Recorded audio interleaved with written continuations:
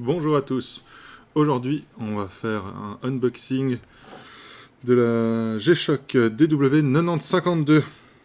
Alors, la DW9052 ne vient pas dans une jolie boîte en métal comme la plupart des G-Shock modernes, mais dans une boîte en carton de ce genre-là.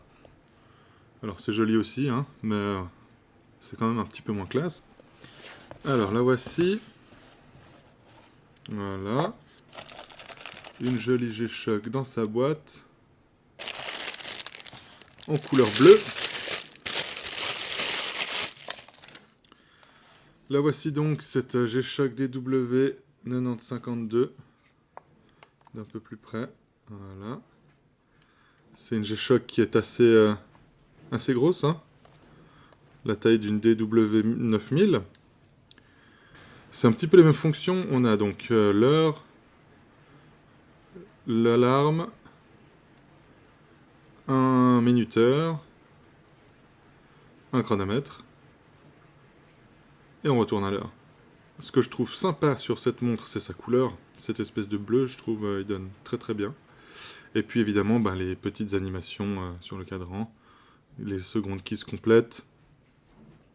Que ce soit ici ou ici pour la minute. Une date, format toujours format américain avec le mois devant. Et ça, malheureusement, on ne peut pas le changer. Alors pourquoi j'ai acheté cette montre? Parce que j'ai déjà beaucoup de G-Shock que j'utilise et puis j'en avais pas vraiment besoin. Mais je l'ai acheté exprès dans un but spécifique qui est de faire un torture test. On va pousser cette montre dans ses limites. C'est une G-Shock pas très chère, hein, à moins de 100 balles, on en a une. Et donc je l'ai acheté pour la pousser dans ses derniers retranchements. On sait qu'une G-Shock, ça tient des chutes.